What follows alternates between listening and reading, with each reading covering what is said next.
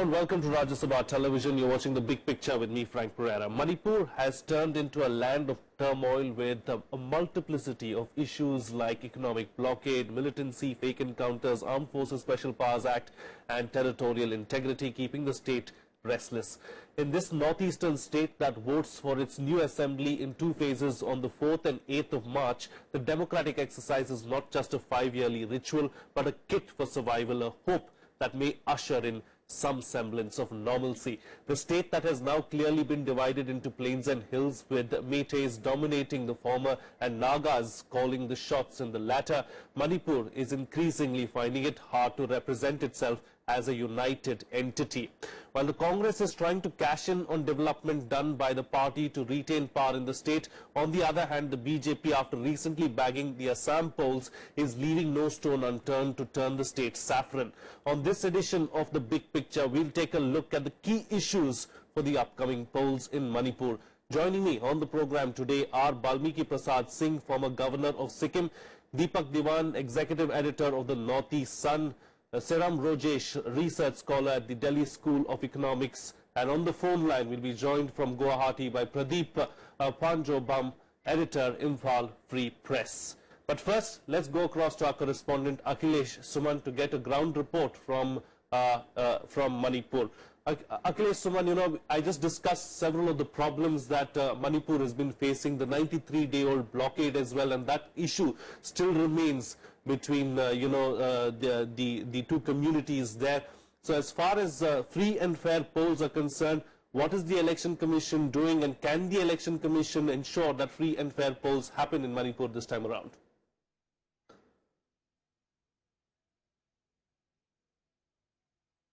Actually, Frank, a free and fair election is a very misnomer term now in Manipur, because see, it can be fair election, but it may not be free, because Naga outfit, United Naga Council has put a blockade, and that is affecting the economic condition of whole of the state. And people in the Imphal Valley, the major plain areas of Manipur, they are really facing a very grievous situation. And you can see that this was a very manipulating manner it was put by the Ibobi Singh.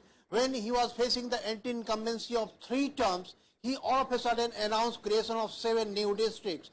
Though people were demanding for administrative restructuring of the state, but when he heard that elections are knocking the door, he announced, and it became his trump card.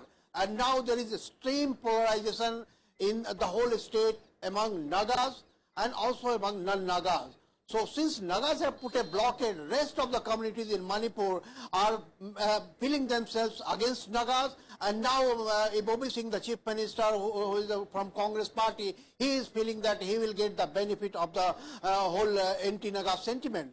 So this is the ground reality, that now Manipur is divided in 2 camps. One is Naga and another is non-Naga. So this is the situation. I asked the Election Commission whether you can ensure the free and fair election. He said that there is no problem in ensuring the free and fair election, but only thing that people should not face economic crisis, people should not face daily problem in daily course of life. Right. So otherwise, Election Commission is quite confident. I was moving all around the area there, and I felt that this administrative arrangement is there.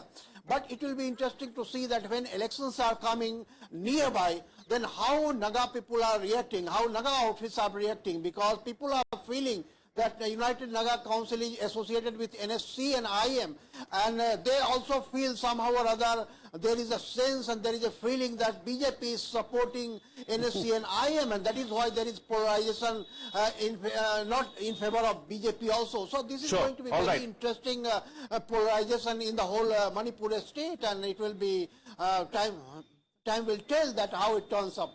All right, Akhilesh, Suman, thank you so much for joining us there with those details. Let me now take the discussion, or open the discussion up to my panelists here in the studio. Mr. BP Singh, what are the factors do you believe that are going to influence these polls in Manipur this time around? You know, the blockade issue, like everyone has been talking about, all the media has been reporting about, how big an issue is it really? This is a big issue, but I must tell you that we are talking about a region where democracy is taking roots. It is a work in progress. not very long ago, when democratic processes started, the Nagas boycotted the poll in Nagaland. But there are several positive things happening in Manipur too. First, we don't have political instability in Manipur. Second, all the stakeholders, including the United Naga Council and its constituents, are participating in the election. Third, the Election Commission has the wherewithal to hold impartial elections. I am hopeful that the elections will solve many a problem. One is of blockade. The new government may annul the decision of the previous government to create those 7 new districts. And this new government, I'm not making a guess who will be the new government, but whosoever is the new government, they will realize that they have to govern. They can't govern with blockade. So change is around the corner, you're saying? I'm not saying about the political complexion. I'm talking about the political attitude. Sure. The political attitude will change, whether it is this government or that government, because economic blockade is a reality. Sure. And this reality is hurting the people, both of the plains and of the hills. So that is the issue. But according to me, the real challenges in this part of the country are 3. One is of demography, another is of culture, and the third is the feeling of identity crisis. Demography is being tackled because you don't have that kind of expansion in people which you see in some other parts of the northeast. Second is culture. The cultural identity of the Nagas as well as of the Meiteis are very, very important. And again, thankfully, today the Meiteis don't have an identity crisis. They fear loss of identity, but there is no crisis. The Nagas fear the loss of identity, so they want to merge with the Nagaland. But there is no crisis. So Sure. These are good things. Sure, okay. Let me bring in Pradip into the picture as well to get, a ground reality really from Manipur. Pradip, as far as this election is concerned, is it just going to be another 5-yearly ritual, or is there going to be something that changes this time around? The Congress has been here for 15 years, so I think people will be looking for a change. But I don't know if that change can really come about, because the challengers are also Congress by another name, as it appears today. That so many people from the Congress has actually joined the BJP. So if the BJP comes to power, it's going to be almost the same kind of mix. So I don't know if the people will be satisfied at the end of the elections, whoever wins, because I think it's going to be the same establishment, it's going to be the same faces, but under a different name. That kind of thing is going to be there. If the Congress comes back, of course, there is no change. If the BJP comes also, I don't know how much of change can be brought in. As for instance, take an immediate issue like the blockade over the creation of the 7 districts. Although, I must make a qualification here that the blockade began on November 1, and the districts were created in December December 8, which is almost a month and a half later. It was in anticipation, not against the thing initially, but in anticipation of that thing. That UNC wanted that no districts would be created. I mean, there was a plan to create 2 districts, and one of them is Sadar Hills, and which is Kuki dominated, to be created out of Senapati, and the other one is Jiribam in the Assam border. So Jiribam was not too much of an issue, but Sadar Hills was an issue because it was initially just one district, the Senapati district, which the Nagas think is their part of their homeland. So that kind of thing was there. But what I'm saying is that you have the government has created the districts, but supposing somebody else try to reverse that decision, there's going to be another kind of protest. There were people demanding the districts, the Sadar Hills especially, and they have also resorted to blockades in the past. they can again resort to same kind of tactics. So it is not so much of it's not an easy resolution that you can think of. That you do one thing, somebody will protest. You don't do another the same thing, the other party will protest. So it's not so much going to be easy for anybody who comes to power to resolve this issue. So I think the best way is for everybody to come to some kind of an agreement of a shared kind of future. But if this election is going to be able to guarantee that kind of a road ahead, I am not very certain. All right. Serom, Rojesh, do you see a silver lining somewhere down the line? Do you believe that, something that Pradip has been talking about, everybody needs to sit down and come up with a resolution to the problems, or do you see the problems continuing?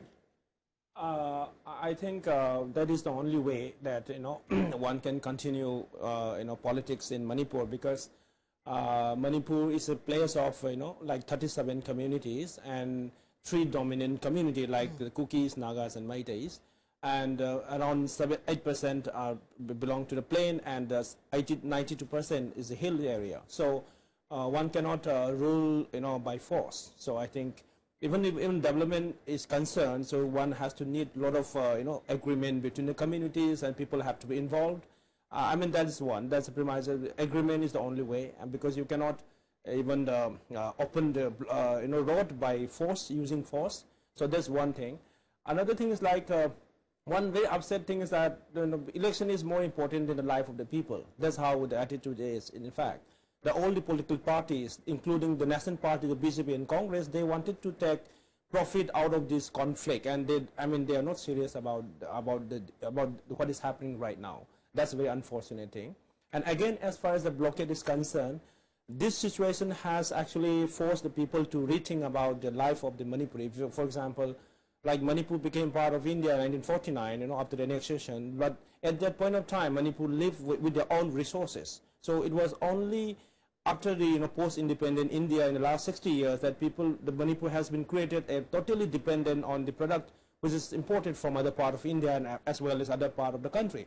So it actually let you think that, who has, how it is possible, because you cannot always live on the imports, like products from the imports. So you have to sustain your own life, economy.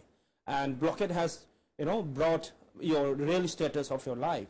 And unfortunately, in the last 60 years, like in Manipur, like in all the green revolutions, industrial revolutions, software revolution, all these revolutions, which is actually have been created by the government of India, have not reached to Manipur, in fact. Sure. And that is the reason of how people are living. But people are still thinking that actually one has to sustain with their own resources, and then one has to work hard. It's not always like, bad and thing. So, but taking that point that he is raising forward, Deepak, Diwan, and that's why Manipuris, I guess, are inclined towards voting towards the party that is at the center, or is in power at the center, to what's happening in the state. So do you believe this time around as well, there's going to be an influence of central politics in state politics in Manipur? Well, if you look at that anti-incumbency scenario there, 15 years of one government, one chief minister, one party rule, BJP has made a dent this time, and hope election results will show that. But the thing is, this blockade is turning against the BJP, especially in the valley. It suits Mr. Ibobi Singh because he wants this blockade to continue, so that he will continue to say, blame BJP, Naga, NSC and IM talks, and he's creating that atmosphere, and he's been speaking in his speeches that I will see to it that Nagas do not change the territorial integrity. It's a very emotional issue for the Manipuris, Meiteis especially, when you talk about territorial integrity. See, the last elections have been fought on this plank only. So the thing is, let's see, it's not going to be very easy for Mr. Ibobi Singh. He may muster some support in the valley only, for his Congress candidates. But the thing is, this creation of 7 new districts basically to please cookies in lieu of that Sadar Hill and as Pradip mentioned, Jiribam, this thing. But cookies have much bigger issues. If you recall when Mr. Ibobi Singh had passed 3 bills, which the entire community, tribal community, Nagas, Cookies, Mars, they all stood together against those 3 bills, and 9 people were killed. Sure. Out of 9, the 8 bodies are still lying in the mortuary of Chandpur. They have not been buried. So all these Congress candidates from these Mar, Naga, for Cookie areas, they'll have to face the brunt of the anger of the people. Indeed. So it's not going to be easy for him to all the entire game. For him is now lies only in the Imphal Valley, where he has a challenge from BJP. Sharmila is not a factor anymore. I mean, her party is contesting only on 5 seats. It's a symbolic fight.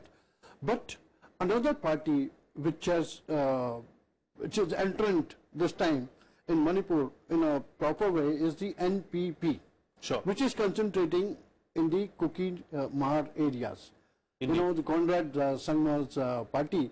And in fact, one of the heavyweights of Ibobi, just 3 days back, Punjathang Tonsing, he quit Congress and he has joined NPP. The NPP. But NPP also, if you have those candidates, those who are party to Ibobi, when the 3 bills were signed, they will be facing the brunt Indeed. of the people.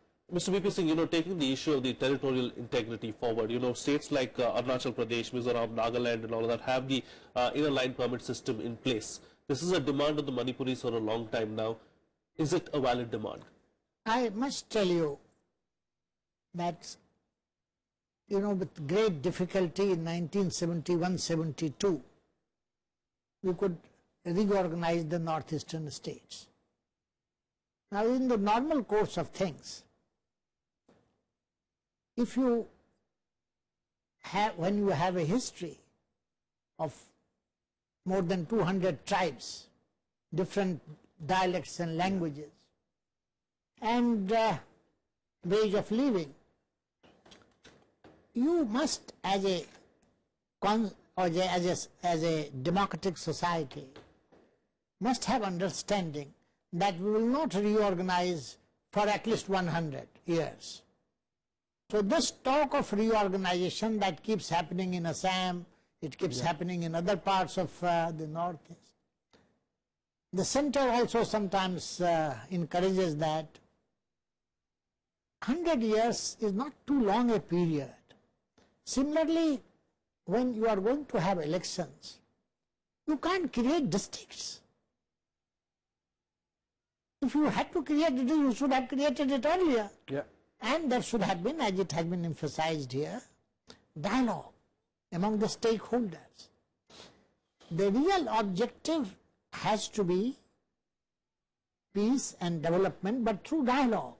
And dialogue is essential in a democracy. Sure. Particularly when you have a kind of society which has so many stakeholders in terms of ethnicity, in terms of values, in terms of ways of living.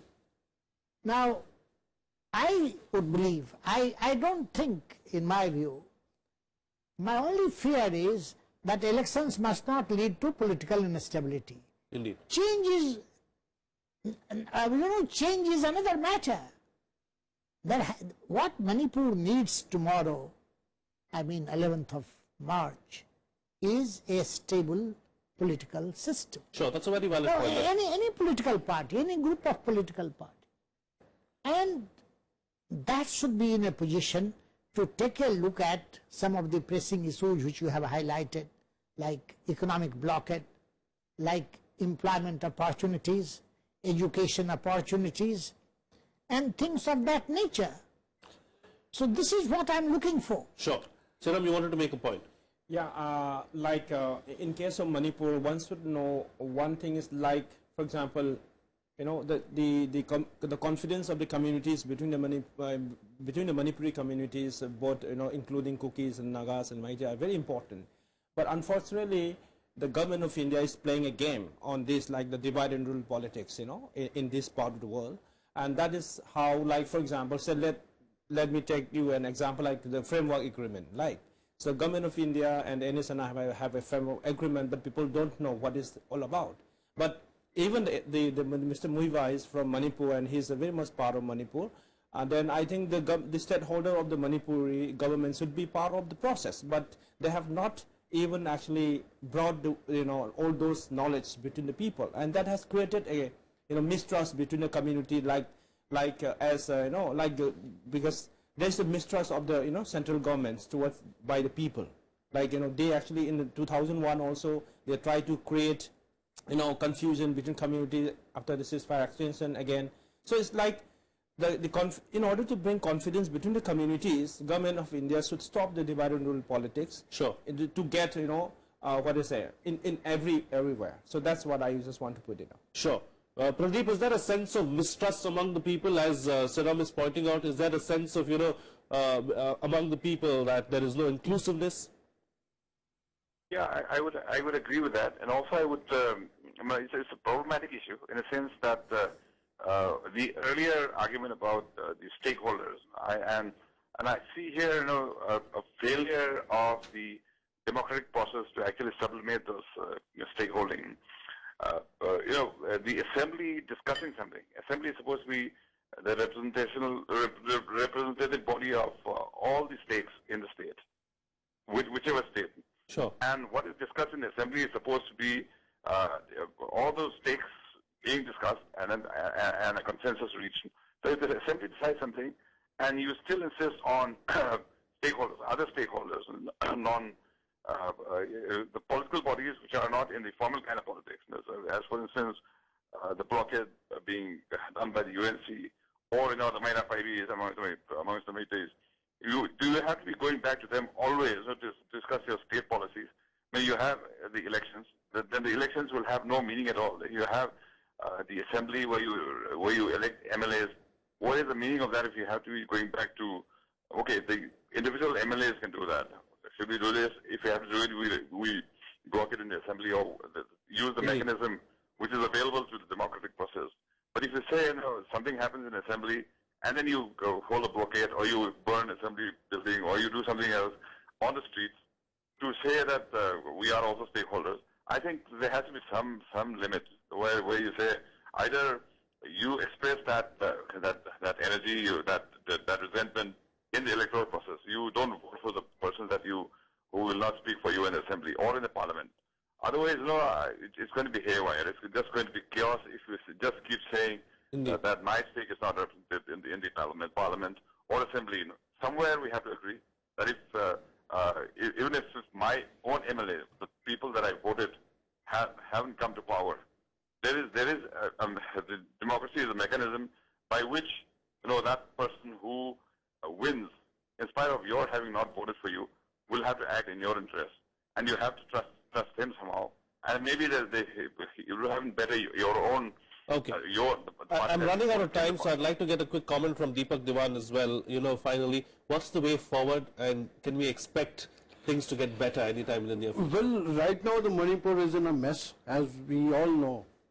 The way forward is what you have to take the people with you, whether it is hill or valley, whether it's Naga, Kuki or Mar. If you consider them that they are part of Manipur, then you have to take them into confidence before taking such decisions, sure, which come as shock, and that's why people react. Okay. See, I was surprised till 3rd, Manipur government was having tripartite talks with the UNC. And on 7th, Chief Secretary of Manipur issues a press release giving reference to 3rd of February's tripartite talk, and he further appeals that they should call off this thing and have another round of talks. But after 7 days, they suddenly shoot a letter to the Prime Minister saying that we will declare UNC unlawful organization. How do you bring people, how do you bring them into your confidence? This kind of treatment, behavior will never bring people together. Mr. VP Singh, your final quick concluding remarks. Just in one line, I hope and pray that this election will lead to the emergence of a Manipuri personality. Okay. A Yes. personality Yeah, that is that's coherent, right. that is forward-looking, and that thinks beyond the bickerings of the past. Indeed. We hope that becomes a reality. And on that note, we'll call it a wrap. Yes, okay. Quick reactions here. Very quick. I'm completely out of time. Yeah, I think the Manipuris are very smart people, and they know whom to vote. In fact, and it's like always, whoever comes to power in Delhi, so they just give vote because they also want a regular economy, salary, because completely dependent economy in Delhi. So one has to break that kind of thing, and then all kind of things should be done to bring on sustainable economy within the Manipuri society. Okay, on that note, we'll have to call it a wrap on this edition of The Big Picture. Balmiki Prasad Singh, Deepak Diwan, Serom, Rojesh and Pradip, Phanjoubam, thank you so much for joining us on the program and putting things into perspective for us. That's all the time we have. Thank you so much for watching. See you again next time.